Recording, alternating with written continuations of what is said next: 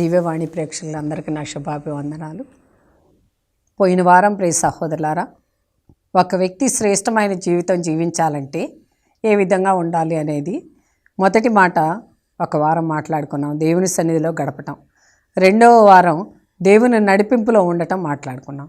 ఈ వారం దేవుని యొక్క అభిషేకం పొందటం అనేది మనం మాట్లాడుకుందాం.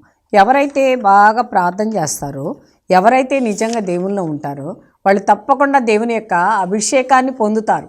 దేవుని యొక్క అభిషేకం, దేవుని యొక్క కృపను పొందుకుంటారు. ప్రియ సహోదరి సహోదరులారా, ఈ రోజున దేవుని యొక్క అభిషేకం ఏ విధంగా పొందుకున్నారు? బైబిల్ గ్రంథంలో అనేక మంది దేవుని యొక్క అభిషేకాన్ని పొందుకున్నారు. ప్రియ సహోదరులారా, మనం కూడా ఆశపడాలి. చర్చికి వచ్చామా, పూజకి వచ్చామా, కాసేపు కూర్చున్నామా, లేచి వెళ్ళిపోయామా, లేకపోతే నిద్రపోయామా, లేచి వెళ్ళిపోయామా, ఇవి కాదు. కానీ ప్రియ సహోదరులారా, నిజంగా దేవుని యొక్క అభిషేకం నాకు కావాలి అని ఆశపడాలి. ఎప్పుడైతే ఆశపడతామో అప్పుడు దేవుడు నిజంగా నూనెతో మనల్ని అభిషేకిస్తారు.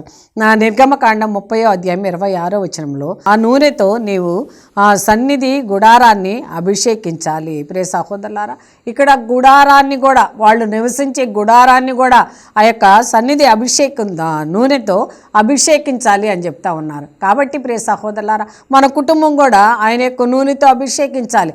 మనం అందరినీ కూడా ఆయన యొక్క నూనెతో అభిషేకించాలి. ప్రియ సహోదరులారా, అభిషేకించాలి అనే ఆశపడాలి. ఎప్పుడైతే ఆశపడతామో దేవుడు మన కుటుంబాన్ని ఆ నూనెతో అభిషేకిస్తారు, మనల్ని అందరినీ అభిషేకిస్తారు, ఆశీర్వదిస్తారు. అదే కాకుండా ప్రియ సహోదరులారా, దానితో పాటు శాసనాలు పెట్టెను. ప్రియ సహోదరులారా, కొన్ని శాసనాలు, నీ నూనెని అభిషేకించిన తర్వాత దేవుడు కొన్ని శాసనాలను పెట్టారంట. ఈ రోజున ఈ విధంగా జీవించాలి, ఈ విధంగా ఉండాలి అని ఎప్పుడైతే ఏ విధంగా బైబిల్ గ్రంథంలో ఉన్న వాళ్ళకి శాసనాలు పెట్టారో, అదేవిధంగా మనకు కూడా దేవుడు కొన్ని పెడతారు. ఇదిగో నువ్వు ఈ విధంగా జీవించినప్పుడు నేను నీ ఇంటిని అభిషేకిస్తాను, నువ్వు ఈ విధంగా జీవించినప్పుడు నీ బిడ్డలను అభిషేకిస్తాను, నువ్వు జీవించినప్పుడు నిన్ను అభిషేకిస్తాను అని కొన్ని చెప్తా ఉంటారు. ప్రియ సహోదరులారా, వాక్యం ద్వారా మనకు అవన్నీ తెలియపరుస్తున్నారు.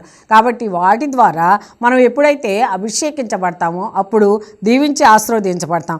అదే కాకుండా విశ్వాసులందరికీ క్రీస్తే పవిత్రపరిచి అభిషేకిస్తాడు. దేవునికి స్తోత్రం. ఎవరైతే విశ్వాసులు ఉన్నారో, అవిశ్వాసుల గురించి ఇక్కడ మాట్లాడట్లేదు ప్రియ సహోదరులారా.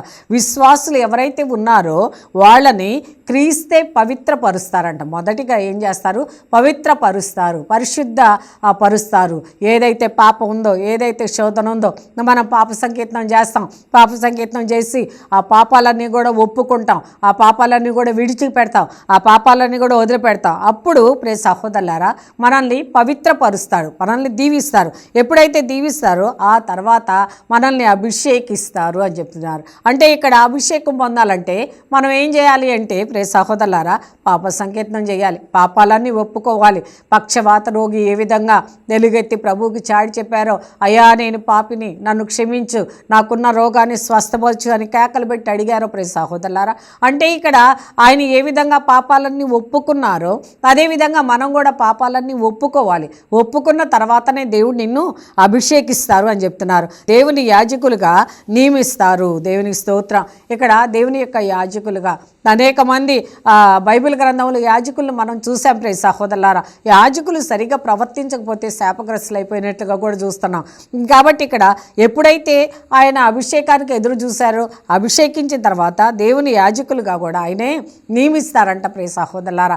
ఈ రోజున మనందరం కూడా మన బిడ్డలు మంచి ఫాదర్లు అవ్వాలి, మంచి సిస్టర్లు అవ్వాలి, వాళ్ళు కూడా అభిషేకించాలి అని మన బిడ్డల్ని మొదటి నుండే మంచి దారిలో, మంచి బాటలో నడిపిస్తా, మంచి మాటల్లో నడిపిస్తా, పూజల్లో పాల్గొన చేస్తా అనే విషయాలు మనం తెలియపరుస్తూ ఉంటే ప్రియ సహోదరులారా, దేవుని యొక్క యాజకులుగా తప్పకుండా మన బిడ్డలను కూడా ఎన్నుకుంటారు. అదేవిధంగా 32వ వచనంలో చెప్తున్నారు, ఎన్నిక చేయబడిన వారు మాత్రమే అభిషేకించబడ్డారు. దేవునికి స్తోత్రం. ఎవరైతే ఆయన ఎన్నిక చేసిన వాళ్ళు, అంటే ఆయన ఎన్నిక ఎవరిని చేస్తారు? ఎవరైతే మొదటిగా తన పాపాలు పశ్చాత్తాపడతారో, ఎవరైతే పాపాలను ఒప్పుకుంటారో, ఎవరైతే నిజాయితీగా దేవుడు కావాలని ఆశపడతారో పడతారో, ఎవరైతే దేవుని దగ్గర పరిగెత్తుకుంటూ వస్తారో అటువంటి వాళ్ళని మాత్రమే ప్రియ సహోదరులారా ఎన్నుకుంటాడంట.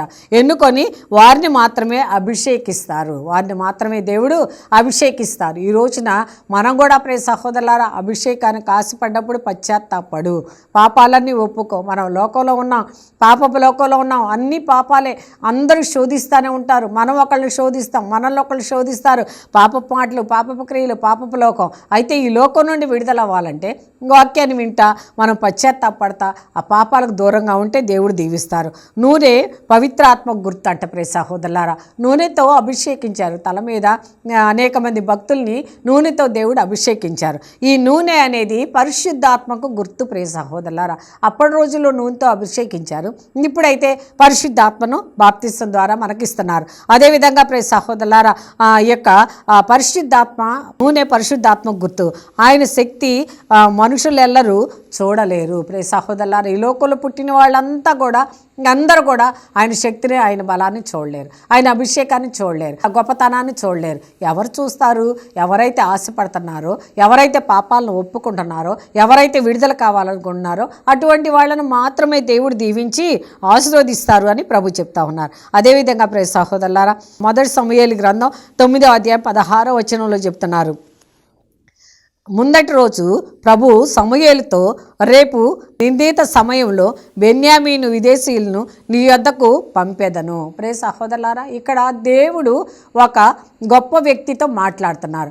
ఆయన ప్రార్థనాపరుడు, ఆయన దేవుని యొక్క అభిషేకం పొందిన వ్యక్తి కాబట్టి ఆ వ్యక్తితో దేవుడు మాట్లాడుతున్నారు. ఒక నిర్ణీత సమయంలో, ఒక గొప్ప సమయం అంటే ఆయన నిర్ణయించిన సమయం, అది మనం నిర్ణయించిన సమయం కాదు, మనం అనుకున్న సమయం కాదు ప్రియ సహోదరులారా.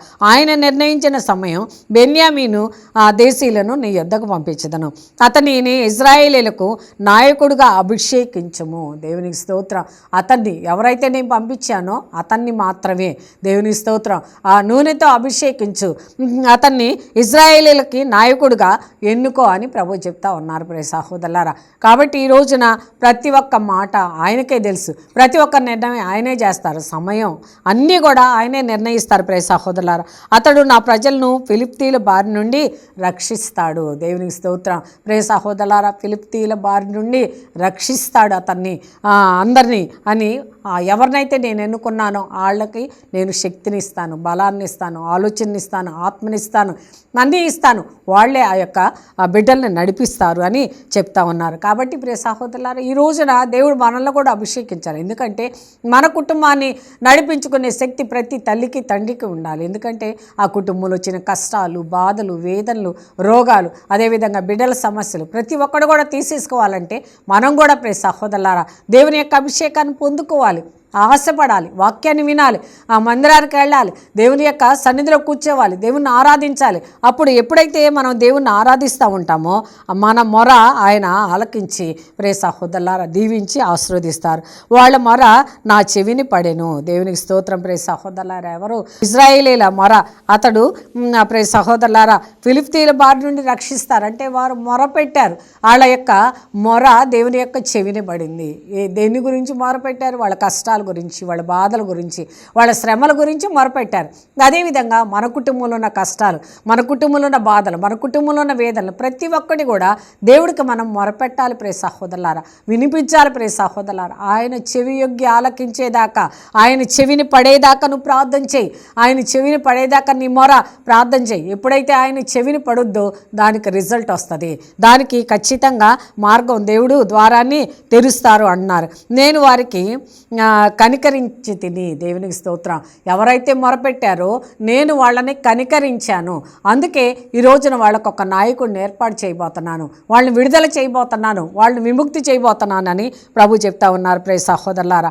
ఇక్కడ మనం కూడా మొరపెట్టినప్పుడు, మన మొర దేవుడు ఆలకించినప్పుడు మనకు కూడా విడుదల దొరుకుద్ది ప్రియ సహోదరులారా. ఇక్కడ మొర అంటే ప్రార్థన వేరు, మొరపెట్టడం వేరు ప్రియ సహోదరులారా. ప్రార్థన అంటే కునికిపాటు పడతా ఏదో ప్రభు అది అయ్యా ఇది అయ్యా అని చేస్తాం ప్రార్థన. అట్లా కాదు, మొరపెట్టడం అంటే ఆయన దగ్గర కన్నీటితో దేవుణ్ణి మొరపెట్టాలి, కన్నీటితో దేవుణ్ణి అడగాలి. మన బాధ మన శ్రమ అంతా ఆయన పాదాల దగ్గర పరిచివేయాలి, మన కుటుంబ కష్టాలను ఆయన దగ్గర పరిచివేయాలి. ఎప్పుడైతే ఆయన దగ్గర నువ్వు పరిచివేస్తావో అప్పుడు ఆయన చూసి నీ మొరాలకి ఇస్తాడంట.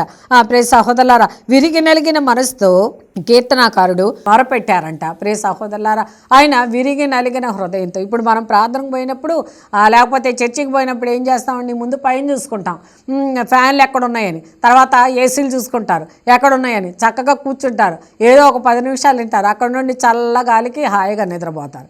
దాన్ని మొరపెట్టడం అనరండి, అది ప్రార్థన అనరు. ప్రియ సహోదరులారా, ఇక్కడ కీర్తనాకారుడు అంట విరిగి నలిగిన హృదయముతో కన్నీటితో బాధతో వేదనతో ప్రార్థన చేస్తున్నారు. ఆ విధంగా ప్రార్థన చేయాలి. ఆ ప్రార్థన ఆ మొర దేవుడు ఆలకిస్తారు, ఆ ప్రార్థన దేవుడు ఆలకిస్తారు. నిద్రపోతా కూరి పడతా కునికిపాడు తీస్తా ఏదో టైం అంతా వృధా చేసుకొని తర్వాత ఎప్పుడో వెళ్ళబోయేటప్పుడు ప్రభువా నీకు స్తోత్రమయ్యా నేను ప్రార్థన చేస్తాను నాకు ఈ కార్యం జరగాలయ్యా అని అనుకుంటే అది జరిగే పని కానే కాదు. ప్రియ సహోదరులారా, దేవుడు ఖచ్చితంగా నీ మొర ఆలకించాలంటే నువ్వు కన్నీటితో ప్రార్థన చేయి, విరిగి నలిగిన హృదయంతో ప్రార్థించు కీర్తనాకారులాగా అని చెప్తున్నారు. 23వ కీర్తన 5వ వచనం, నా శత్రువులు చూచుచుండగా నీవు నాకు విందును చేయుదువు. దేవునికి స్తోత్రం. నేను ప్రార్థన చేశాను కాబట్టి, నేను మంచిగా ఉన్నాను కాబట్టి, ఎవరైతే నా శత్రువులు ఉన్నారో, ఎవరైతే నన్ను హేళన చేస్తున్నారో, ఎవరైతే నన్ను మోసం చేశారో, ఎవరైతే నన్ను ఇబ్బంది పెట్టారో వాళ్ళ ముందు నాకు భోజనాన్ని విందును ఏర్పాటు చేయబోతున్నావు. ఆమేన్.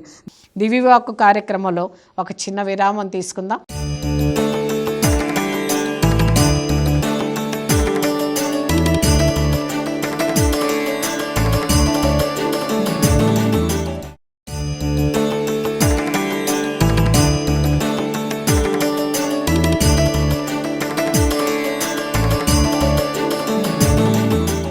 దివ్యవాక్కు కార్యక్రమానికి తిరిగి స్వాగతం. దేవునికి స్తోత్రం. ప్రియ సహోదరులారా, నీవు కుటుంబంలో నలిగిపోయినప్పుడు నీ స్నేహితులు నీ ఫ్రెండ్స్ ఎగతాళి చేసి ఉండొచ్చు, నీ బంధువులే అనుకోవచ్చు వీడికి ఇట్లానే జరగాలే ఈమెకి ఇట్లానే జరగాలే అని ఎగతాళిగా మాట్లాడి ఉండొచ్చు. కానీ ప్రియ సహోదరులారా, ఇక్కడ ఆయన అన్నారు, నువ్వు గనక ఆయన సన్నిధిలో కూర్చుంటే, ఆయన నిన్ను అభిషేకిస్తే నువ్వు తప్పకుండా ఒక విందుని, ఎవరైతే నీ శత్రువులు ఉన్నారో వాళ్ళ ముందే నీకు విందుని ఏర్పాటు చేస్తారని ప్రభు చెప్తున్నారు. అదే కాకుండా పరిమళ తైలముతో నాకు అభ్యంగనము చేయుదువు. దేవుని స్తోత్రం.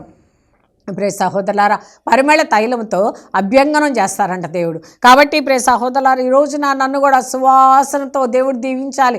ఎప్పుడైతే నేను ప్రార్థన చేస్తానో అప్పుడు సువాసన వెదజల్లబడుద్ది, ఎప్పుడైతే నేను ప్రార్థనలో ఉంటానో అప్పుడు సువాసన వెదజల్లబడుద్ది. ఆ సువాసన రావాలంటే దేవునికి స్తోత్రం. ప్రియ సహోదరులారా, దేవుని యొక్క కృపను నువ్వు చూడాలి. ఆయన ఎవరైతే నీ శత్రువైన సైతాను ఉన్నారో ఆ సైతాను ముళ్ళు విరిచివేస్తాడు, ఆ సైతాను నీ కుటుంబంలో నుండి దూరపరుస్తారు, ఆ సైతాను తీసివేస్తారు. ప్రియ సహోదరులారా, ఆ విధంగా నా పాత్ర అంచుల వరకు పొంగి పొరలుచున్నది. దేవుని స్తోత్రం. కాబట్టి ప్రియ సహోదరులారా, పరిమళ తైలముతో నా అభ్యంగనం చేయుదును. దేవుని స్తోత్రం.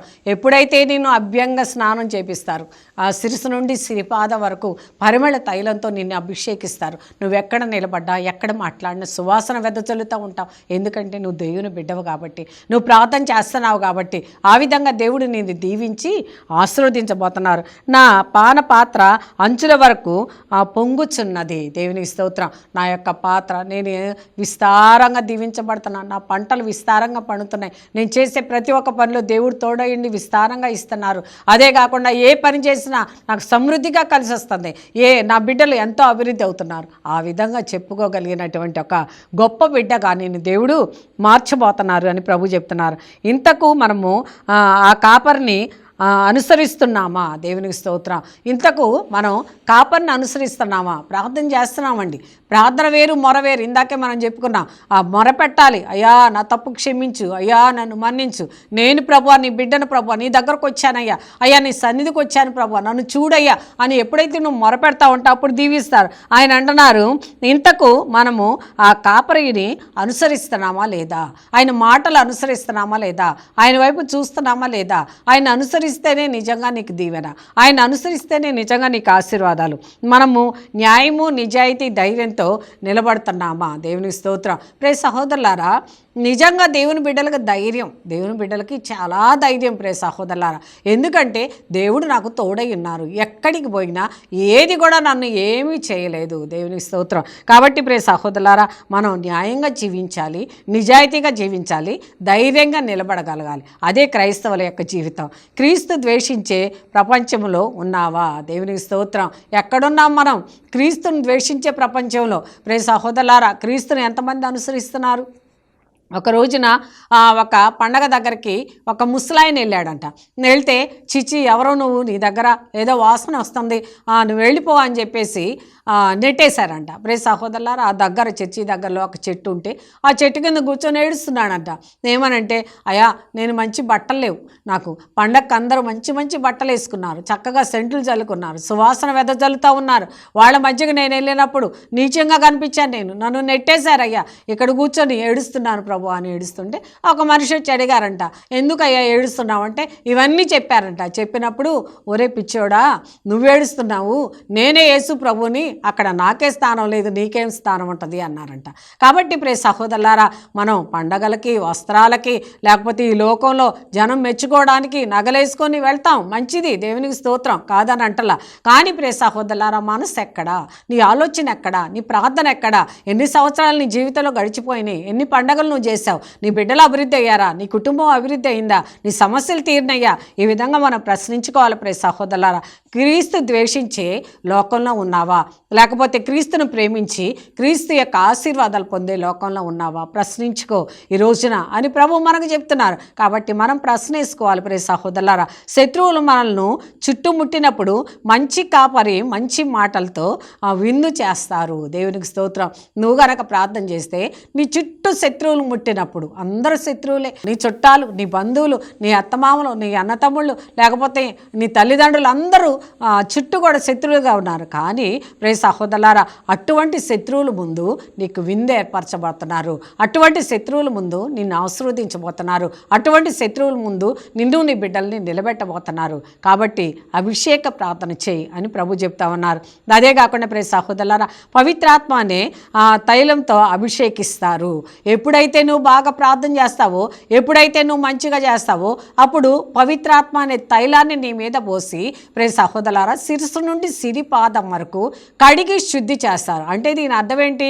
మనసు మారుస్తారు, శరీరాన్ని మహిమ శరీరంగా మారుస్తారు, రోగాలన్నీ వెళ్ళిపోతాయి, ఆలోచనలు మారిపోతాయి, ఆత్మ మారిపోతుంది, అన్నీ కూడా దేవుని క్రియలు, దేవుని మాటలు, దేవుని యొక్క జీవితమే జీవిస్తూ ఉంటావు.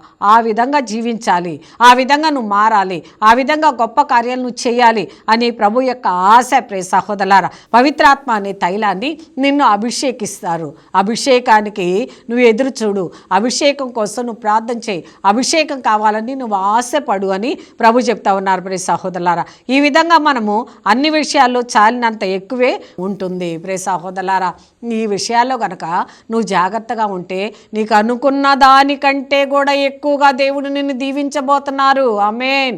నాకు ఒక్క రోగం తగ్గించయ్యా, రోగం తగ్గించయ్యా అని 24 గంటల్లో దగ్గర 20 గంటలు స్తుతిస్తున్నావు. ప్రియ సహోదరులారా, ఎప్పుడైతే ఆయన నీ వైపు చూశారో అప్పుడు నీ కుటుంబంలో పరిశుద్ధాత్మ శాంతి సమాధానం వస్తుంది. ఆ శాంతి సమాధానంతో నీ బిడ్డలు మారుతారు, నీ కుటుంబం మారిపోద్ది, యజమానులైన మీరు మారుతారు, ప్రతి ఒక్కళ్ళు కూడా మారిపోతాం ప్రియ సహోదరులారా. కాబట్టి అటువంటి శాంతి సమాధానం మనకు దొరకాలి. అటువంటి శాంతి సమాధానం మనకు రావాలంటే నిజంగా ప్రార్థన చేయ, అభిషేక ప్రార్థన. ఈ విధంగా మనకు అన్ని విషయాల్లో కూడా చాలినంత కృపనైనా కుమ్మరిస్తాను అని చెప్తున్నారు. అదేవిధంగా కీర్తనల గ్రంథం 45వ కీర్తన 7వ వచనం, మనము ధర్మమును అభిమానించి దుష్టత్వమును అసహించుకోవాలి. ప్రియ సహోదరులారా, క్రీస్తు ప్రభువు నమ్మిన బిడ్డలు, క్రీస్తు నమ్మిన బిడ్డలు ఏ విధంగా ఉండాలంటే ధర్మమును అభిమానించాలి. ధర్మం ఏదైతే ఉందో దాన్ని అభిమానించాలి. అదే దుష్టత్వాన్ని అసహించుకోవాలి. దుష్టత్వాన్ని అసహించుకోవాలి. దుష్టుడి క్రియలు, దుష్టుడి చేష్టలు, దుష్టుడి మాటలు, దుష్టత్వం అంతా కూడా ప్రియ సహోదరులారా అసహించుకోవాలి.